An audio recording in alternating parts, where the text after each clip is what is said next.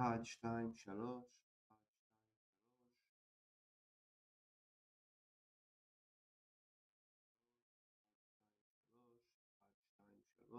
1, 2, 3, 1, 2, 3, 1, 2, 3, 1, 2, 3.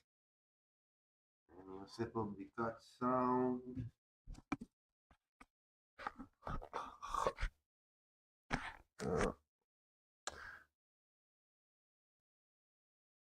אחת, שתיים, שלוש. אוקיי, זה לא טוב.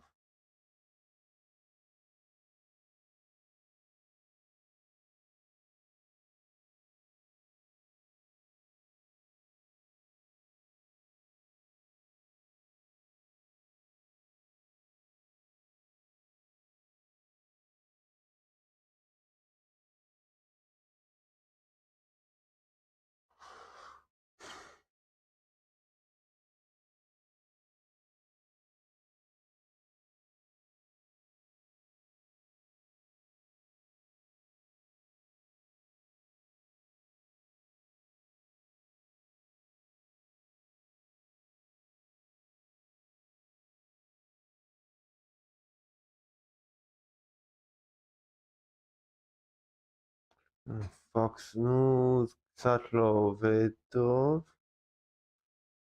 אל-ג'זירה זה טוב.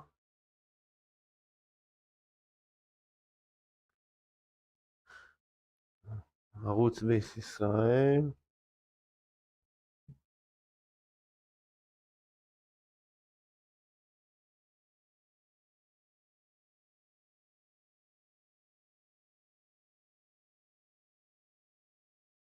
בלומברג.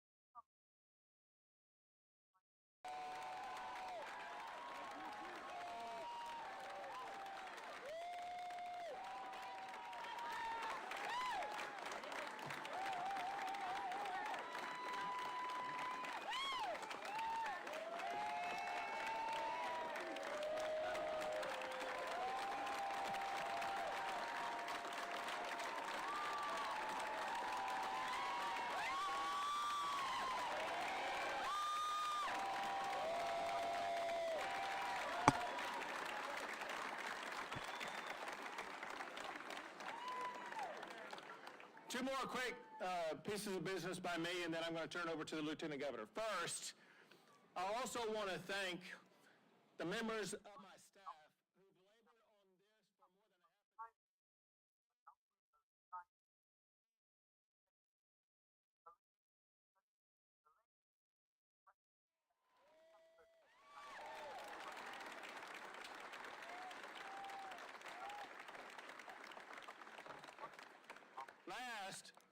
is that all of these signing pins are going to be given out to the Lieutenant Governor, the Speaker, the two chairmen.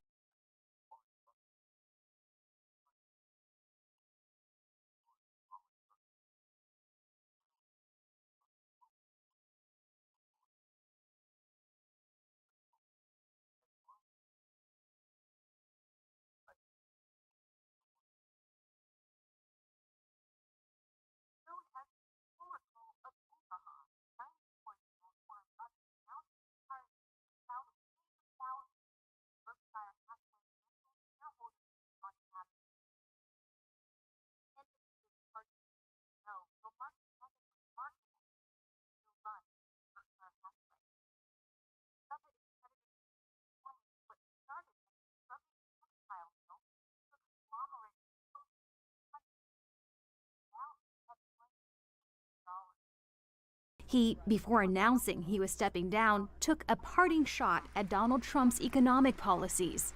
If I were being born today, you know, I would just keep negotiating in the womb until they said you can be in the United States. So we're all pretty lucky. President Barack Obama awarded Buffett the Medal of Freedom in 2011 for his business success and philanthropy. When we award it to Warren Buffett, it says we'd all like to be so humble and wise and maybe make a little money along the way. Buffett famously still lives in the modest home he purchased in the 1950s. He says he's voted for Republicans in the past, but the last presidential candidate he publicly endorsed was Hillary Clinton in 2016. You will learn a whole lot more about Donald Trump if he produces his income tax return. And so that's why I'd like to make him an offer. An offer I hope he can't refuse. Donald Trump never accepted Buffett's challenge to show each other their tax returns. Buffett says he's handing his company's baton to Greg Abel, his long-anticipated Berkshire Hathaway successor. Heidi Jo Castro, Al Jazeera, Washington. That does it from me, Cyril Vanier. There's more information, as always, on our website, aljazeera.com. The news continues here after Up Front. Stay with Al Jazeera.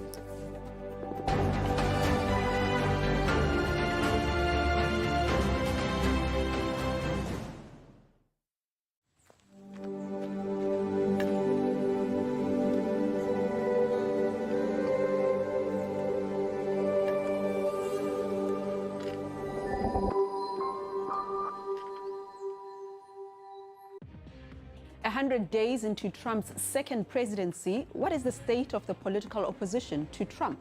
Coming up, an Upfront special.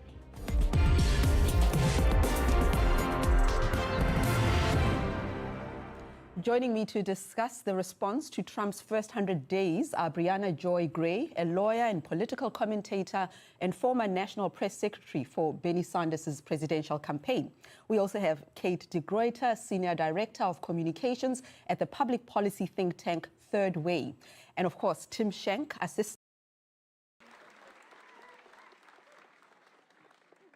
School choice is now the law in the state of Texas.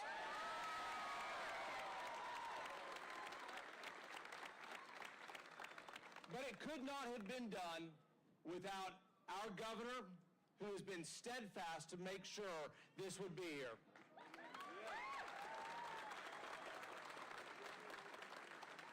And also to Lieutenant Governor Creighton and the Senate, who've continued to push this year after year.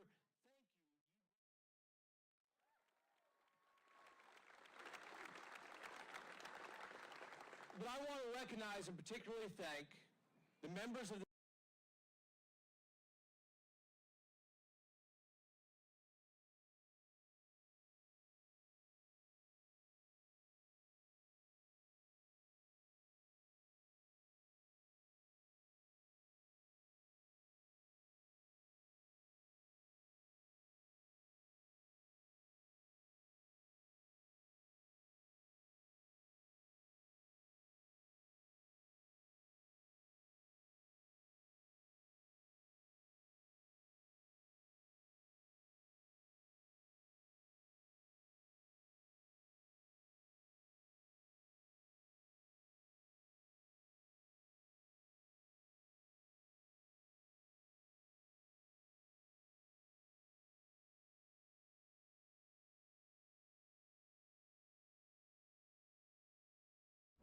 I want to talk about the business of the WNBA because this is an absolutely fascinating moment to talk about this. Something big is happening. It's undeniable.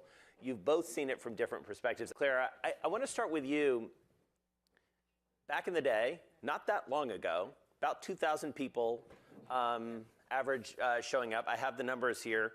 Your average attendance this year, I believe I have this right, 12,730. That is higher than the WNBA average of 9,807. What happened? What was the key thing that happened to drive that number to almost 6 times higher? What happened to the New York Liberty? Well, first of all, we saw great numbers last year, and we had already broken a lot of business records last year in terms of viewership and attendance, and even gate receipts, which is obviously what we all want from a business standpoint. Fortunately, that success and all the infrastructure that we had built to support that allowed us to be ready for this year. And this year, it's undeniable that everybody got almost like a significant increase in all of the important metrics. Right. And the key, of course, is to just sustain that growth. Right. When you see these sorts of numbers, when you're no longer playing, how does it make you feel that, you were there, you were doing it, and now the numbers are coming? Little by little, it was the opportunity. Mm-hmm. And I think that's where we saw the skyrocket, and it was honestly franchises being ready for that. Yeah. I mean, it was franchises like New York, franchises like the Las Vegas Aces that were ready with a practice facility, with player experience. And so I think the numbers are reflective to a lot of different things, television, all of that stuff. 2020 and all of the social justice and the bubble and the center stage that we were on during that time. But I think it was also a combination of just franchises being ready to sustain the growth. So Clara, as we think about what happens next, we're Bloomberg after all, we love dollar figures and valuations. How do valuations go from here? How soon do we see a $1 billion women's sports franchise, do you think? Well, I think I'm on record for saying that in 10 years, I think the New York Liberty can be the first $1 billion women's sports franchise. All right, write it down. But what we really like about sports is that, as television viewership is migrating from, linear television via cable, satellite, et cetera, into a streaming environment, people's tastes didn't change. They still want to watch football games and basketball games, and they want to watch movies and TV shows. And so what we're trying to build is, sort of the next generation of an entertainment service, and not just be solely focused on movies, television, VOD. Are you going to lean ever more into live events? Are they going to be these tentpole moments? Yeah, well, one of the things that I found when I started in a couple weeks before the pandemic, so not that long ago really, is that the company had done a lot of investing, mostly in Europe, on live streaming. If you go back to 2018, 2019, it wasn't obvious that you were going to be able to stream premium sports at scale exclusively anywhere in the world. People would say it would break, it won't work. The fact that the company had made that investment paved the way for us to do a deal with the NFL and then ultimately the NBA. And so I look at that as a pretty big advantage for us that we've got that investment and we're able to do it. I think leagues have come to trust us that we're going to be able to do it in a way that's a great experience for customers and represents their sport really well. So it's definitely something we're going to lean into. Coming up, one of the most powerful moguls in media on the future of TV. We're going to have a great year this year by all the analyst accounts, and maybe even the best year in the company's history. They're right there. And so why would you not be excited?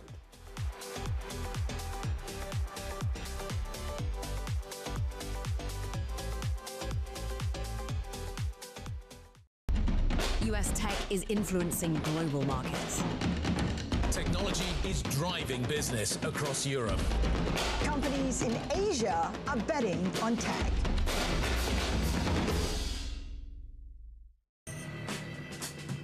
All right, let's cut right to it. This is Bloomberg's new show, Primer. Technology is a $1 trillion game. Won, lost, won again, just by backing the right science at precisely the right moment. My life has been focused on how can you elicit intelligence from brain cells in a dish. This is the fundamental building block of our fusion technology. We're doing things that have never been done by anybody, ever. Everyone is selling the future. If you want to understand what's coming, you'll want to watch Primer, because details matter. Lasers on. So do lasers. There we go.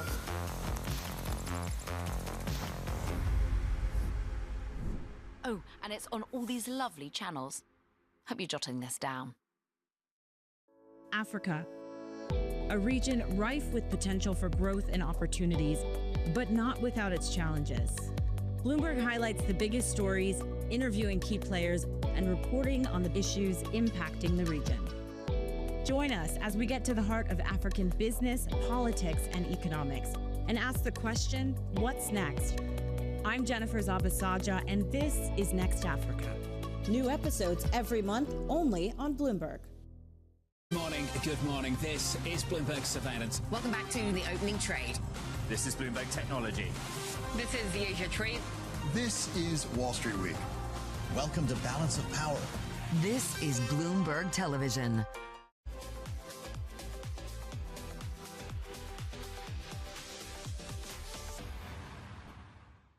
This is Bloomberg Screen Time from Hollywood. For 3 decades, Brian Roberts has watched the evolution of entertainment as the head of Comcast.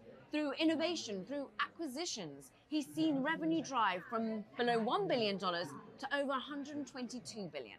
And that growth includes NBC Universal. It includes live sports like the Olympics, the NBA. Brian Roberts spoke about the future of entertainment with Bloomberg's Lucas Shaw. If you were to go back 10 years and you said, let's design with your perfect knowledge of what the world looks like today, what would be a cool company? You would say, well, I'd like to connect everybody to what we're doing, whether it's in streaming or whether it's in AI or whether it's going to be in, whatever comes next, Zoom calls, working from home. And we have the nation's most connected broadband customers. We have a converged service with wireless and broadband in more homes than AT&T, Verizon, T-Mobile combined. And a lot of that content, 100 million people every quarter coming to watch Today's Show, Tonight's Show, SNL, which is fabulous as always this year. And I don't know how Lorne Michaels can do it every time, but this being such an important year. And then film and television and the stories we have. And then, of course, sports. So I think we have a pretty great company. Why would you not be excited? You brought up Peacock. I'm curious, how long until Peacock is really a profitable and sustainable business on its own? Well, first of all, we don't look at it as on its own. So I'm not going to duck your question completely, but that's not how we're running the business. We're running it as part of the media business. So take the Olympics. 87% of the viewing was on NBC or one of our cable channels. 13% was on Peacock. But together, we presented to the consumer all those choices, every event, every athlete, every country. That was a whole company effort. And so to pick one part of the company and say, well, how's that part doing? Well, if your goal is to just be Netflix, that's a really important question. If your goal is to have a media company that, particularly in the United States, which is where most of our emphasis is, we think NBC, we are going to get there, and Peacock is going to be part of how that happens. As more and more people cut the cord, more and more people will take Peacock. But that's why people ask about the sustainability of Peacock. I get that it's part of this broader group, right? But your cable networks are the ones that are kind of going in the wrong direction, right? So you need something to offset that. Peacock, we think this year will be the most losses we've had, even including the NBA investment that we're making. We're already improved. That's what last quarter showed. The NBA won't hurt profitability going forward. Well, it might theoretically in the short run, but in the long run, we're super excited and think that it's factored into what we need to spend and what we'll monetize. Isn't that amazing that we actually would say something, we learn, the business evolves, the business grows, we understand the business and we change. We don't stay rigid in we said this publicly, so we're not going to go back on something. So what I love actually about the company is that we will sort of change and we will innovate and we will say those things. And we will sort of just go, okay, maybe we were wrong then, or the business, that was the right decision then, and now this is the right decision now. I think that's like an amazing thing. That's what makes a very dynamic company, you know, to do, let's make local language filming TV all around the world has never been done before. We sort of did it. So I actually love that part, that we will publicly go, okay, we've learned more, the business has changed, so we're gonna change. You come from the world of TV. For $80 million, you can make 8 episodes of a TV show, you can make a movie. I feel like for Netflix, a TV show is generally more economical than a movie. Why are you guys still in the movie business? Like, what is the value that Netflix gets from original movies? Oh, I think that's too narrow of a way to look at it, because it's not, also it's not about like. North Tyler area, which is a low-income minority area. Not only have I taught there, but I live there even now. I'm part of the community. But as I taught in public school, I watched these low-income minority students who struggle, not all, but there were many who struggled. We love movies, and people love movies. And so I think looking at like cost in that way is sort of the wrong way to look at the business. I really look at it as we know people love movies, and so we should make lots of movies. So educational options, because the tradition fit these types of students. Man, and I realized there's something we've got to do, but there was no hope, and I didn't have a voice, and I felt hopeless until Cindy Nick, my friend and fellow coworker, when we taught in public school, she began to work with Americans for Prosperity, and she reached out to me and said, "You been deported." There is a sort of a hole of commentary around the student activists who have been targeted for their pro-Palestine speech, because so many, again, getting back to this money and politics issue and how it is really hamstring the Democratic Party, they're unwilling to advocate for someone like Mahmoud Khalil's right to be critical of a genocide in Gaza, because it is the Democratic Party has supported, that Joe Biden said he was not going to change his policy on, that Kamala Harris said she was not going to break policy from Biden on, and that could not have continued but for U.S. support. So you have someone like Cory Booker, potentially one of these 2028 candidates, who will filibuster for 24 hours, but not say a single word about the issue that polls suggest might have been determinative in the Democratic Party's loss last fall. And how can you be an advocate, a genuine advocate for free speech issues, when you're willing to look the other way, when it's the ADL forcing Ivy League schools and others to revise their campus policies, to have new anti-Semitism groups that are really just ferreting out any student who dares to object to an unprecedented number of kids being killed in a war, unprecedented number of child deaths of any war in recorded history. You simply do not have the credibility to make the arguments if you have a Gaza-shaped hole in your arguments. I mean, 52,000, Kate, your thoughts here, 52,000 Palestinians have been killed. Aid has been blocked from entering Gaza in the last 2 months. Is there a difference in the two administrations' policies and approach to the genocide? I mean, are we seeing a continuation of U.S. policy when it comes to Israel and Palestine, regardless of who is in the White House? I mean, I think that there's nobody on the left who is happy about how the Trump administration is handling the Middle East. But I think this is where we have to work through the challenges of our democratic posture on immigration. We have lost ground with people who, frankly, a majority of foreign-born Americans who voted back Trump. And so I think there's an opportunity for Democrats to stand firm about the importance of free speech and the importance for due process. And at the same time, we have to be able to articulate an affirmative vision for what a coherent immigration policy is going to look like in this country. And I think that that needs to include a message that we hear the concerns that voters have, that there needs to be order at the border, and that we need to have legal, modern pathways so that people can come and work and participate in a global, modern economy in a way that, frankly, this Congress has been unwilling to address over something like 30 years. Tim, I mean, are the Democrats underestimating the magnitude of the Israel and Palestine matter on electoral outcomes here? I mean, part of these crackdowns that we've seen on students, the deportation, have been, yes, about concerns around crime in the United States and members of gangs, but a lot of them have been around free speech on Palestine and Israel. Your thoughts? Well, I think that for both a lot of ordinary voters out there, and even frankly for the Trump administration, as important as what's going on in Israel and Gaza right now could be abstractly, for the Trump administration, I think it's a pretextual excuse to crack down on campuses who they wouldn't like otherwise. And although you can find lots of evidence that Gaza was a factor on a lot of voters' minds, I think at least the most persuasive studies I've seen said that when voters went to the polls last fall, it was grocery prices at the top of the list, followed by immigration, where the border more than Gaza itself. Now, again, there are some people for whom it was very serious, and there are some polls you can point to out there that say otherwise. But I think the preponderance of evidence points in the other direction, which brings me to the question of what Democrats should do now.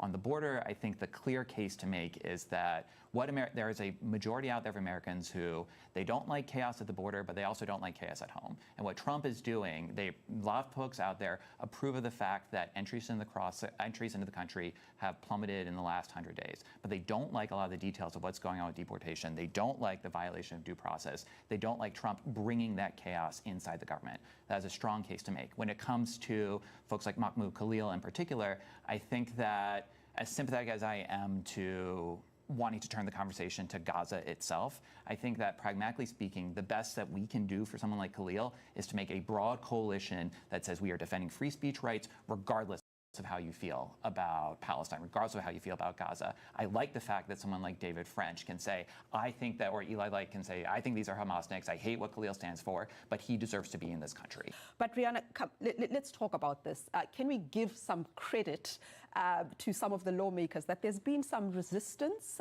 in Congress? You mentioned Cory Booker's historic 25-hour speech. It doesn't seem like it impressed you at all. We saw Senator Chris Van Hollen visit the El Salvador prison and appeal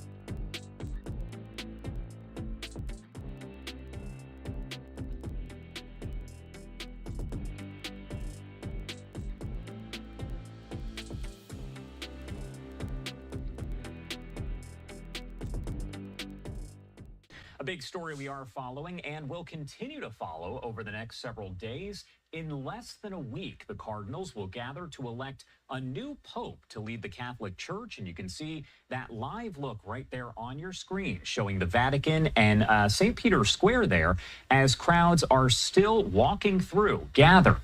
Now, only cardinals under the age of 80 eligible to vote in the conclave as electors gather in Vatican City, typically in the Sistine Chapel. The cardinals are cut off from the outside world. We're talking no access to phones, internet, or media of any kind. I do want to talk all about this and help break down the process. So let's bring in James Noss, a professor of History at Oakland University. Thank you so much for taking the time to be here with us and help explain it all. Well, thanks for inviting me and having me. Of course. And first off, we talked a little bit there about the process itself, but can you explain overall how all of this works from the time that Pope Francis passes away to the conclave starting May 7th? Yeah, absolutely. So it's a highly ritualized and sort of time-tested process for picking a new pope and sort of the period between two popes, the interregnum. So when a pope passes away, the first thing that happens is that they ensure that the pope is actually deceased, and there's sort of a ritual way of doing this now. Obviously, it involves doctors as well. And then there's a sort of a highly stylized version of how many days between various things happening. So we've seen some of that play out already. We saw a couple of days after Francis passed away, we saw the funeral last Saturday. And the next then big step that has to happen is for the conclave to formally begin. So that typically happens between 15 and 20 days after the death of a pope. And we know the conclave is set to begin in Rome on Wednesday morning. So I think that marks 16 days perhaps after Francis's death, if my math is correct. And then the conclave will happen, and we will eventually see white smoke and have a new pope. I want to ask you about the process itself, because I know that over the past several elections for a new pope, it's happened fairly quickly over the course of a day or two. But what do we expect this time? Will it be more of the same, or could we be left waiting longer? Yeah, it's a good question. So in theory, we could be left waiting longer. It could drag on. In practice, I think that's very unlikely to happen. One of the reasons we even have the process of conclave is to stop that from happening. So back in the period of history that I study, the Middle Ages, when conclaves began, the first conclave began because there was a papal vacancy, and it had gone on for something like 2 years and 9 months without choosing a new pope. And so they became very sensitive, and they decided to lock these guys away to sort of force a decision. Gradually, into modern times, it typically doesn't take very long. I think Pope Francis was picked after the 4th or 5th ballot, so about 24 hours. Benedict the 16th, the Pope who preceded Francis, of course, was not much longer, and the same with John Paul. So modern conclaves tend to be measured in hours and days. I think the last one that went for any significant amount of time, I want to say it was in the early 20th century, maybe the 1920s, and it went for about 5 days. So although we don't know for sure, my guess would be somewhere between about 1 and 3 days is the most likely outcome here this week.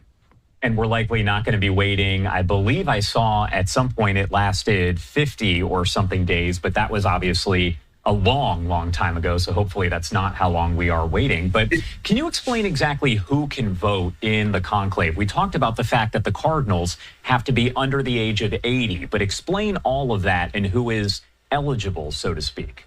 Yeah, so there are a certain number of cardinals, the senior sort of leadership of the Catholic Church, and then, as you point out, cardinals under the age of 80 on the day that the last pope died are eligible to vote, and they're known as elector cardinals or electors. There are between 130 and 135 of them, depending on sort of how many show up in the Vatican for this vote, and they will choose the next pope. To be elected, you'll have to get a 2/3 majority of the people voting. Can you walk us through kind of the secrecy protocols there? What happens inside the Sistine Chapel? Because, again, I mentioned the fact that you're essentially cut off from the world at that point. You don't have your phone. You don't have access to the media, to social media. There's a lot of secrecy there. Yeah, absolutely. I wish I could tell you all the secrets. Of course, they've never invited me in, so I'm sort of winging this here a little bit. But yeah, you're right. It is secret, and that's for a number of reasons. That also goes back to the Middle Ages, when sort of kings and emperors used to try and put their thumb on the scale of who was going to be elected. And so the idea was, so Catholics believe that in the conclave, the Holy Spirit is working through the cardinals to elect. So essentially, God is choosing the next pope. And it's essential for that process to happen that they are basically sequestered away from all outside influences. And so we know in the modern world in 2025, that includes not just sort of perhaps pressure from governments, but it also includes, access to media and newspapers and cell phones and things like this. So yeah, we're told that phones are collected. They're cut off from electronic media, essentially cut off from the outside world, and that allows for the reflection and the lack of pressure that they really need. We also know that each one of the electors will take a vow to abide by the secrecy of the conclave, and it's a pretty serious vow, because the punishment for it is excommunication, which, if you're a cardinal, is a pretty big deal. So this makes it difficult for those of us who are sort of observers, because of course it means lots of people want to tell you that they know what actually happens inside, but in fact, because they've all taken a vow, none of us really know what goes on in there. Does the previous Pope, talking of course now about Pope Francis, play any sort of role in selecting the next Pope, his successor? Yeah, it's a very good question. So he doesn't play a direct role, but he plays perhaps an indirect role, because you become a cardinal by being appointed by the Pope. And since cardinals tend to be older, there have been a number of them that have been replaced in recent years. So just to put this in some perspective, of the 135 eligible electors that will meet in Rome on Wednesday, I believe something like 108 of them have been appointed by Francis. And so, although he doesn't play a direct role in saying, I want it to be candidate A or candidate B, obviously he's shaped who is going to be making that decision. And so in that sense, he does have this kind of legacy role. Did Pope Francis likely provide someone that he believed would be good for the position? You just kind of talked about that, but is it likely that he's told someone maybe who he thought would be good, what area they could be from in the world, anything like that? That's a really good question. Probably above my pay grade, the answer to that, of what kind of personal conversations. But you have to imagine, in sort of in the upper echelons of the church, there's certainly a lot of politicking that goes on. And of the 135 people who are likely to be the next Pope, I should also mention that the Pope overwhelmingly comes from the College of Cardinals. It has been hundreds of years since that has not been the case, although in theory, any baptized male Catholic is eligible to be Pope. It will certainly be a cardinal. But of those 135, it's a much smaller number who are considered sort of likely candidates to be the next Pope. So whether Francis told people or not is a question I couldn't answer. What I would say is this, is that we should remember, I'd sort of make two quick points. The amount of sort of metrics that the Cardinals will be using to make this decision, I think, is really staggering. We often think of the Pope as the leader of the Roman Catholic Church, because that's what he is. But the Pope's also a head of state. The Pope is the head of state of Vatican City. In 2025, we're talking about the previous Pope Francis, who was pretty outspoken on a number of world issues, ranging from the war in Ukraine to sort of immigration issues to the Israel-Palestine conflict. And we have to imagine the Cardinals live in the world, and so they're weighing so many different things when they go into that room, you have to imagine, to make that decision. And then I would also add that they're picking not necessarily the successor to Pope Francis, but they're picking what they see as the successor to St. Peter. And so I don't know how useful it is to think about. We've seen a lot of people, sort of talking about, here are the next 5 likely candidates to be Pope, and one of them may be the next pontiff. But Francis certainly appointed 108 people. They were not all people who agreed with him on all issues. The one thing that unites them in common is he added people from the periphery, so from countries that are not usually represented in the College of Cardinals. So if anything, he perhaps made it more likely to get a Pope from a non-traditional region, I would say, but that doesn't ensure that's going to happen. I'm going to ask you kind of a maybe difficult or broad question here, but what is maybe one misconception, or even several, that people out there have about this conclave process, how it all works, and how the next Pope is elected? So that's a good question. Misconceptions that people have. I don't know if misconception, I don't know if this falls under that, but perhaps this is kind of what you're thinking. I think the idea, so there's a lot of politics that certainly go into this, and we know that cardinals, many of whom will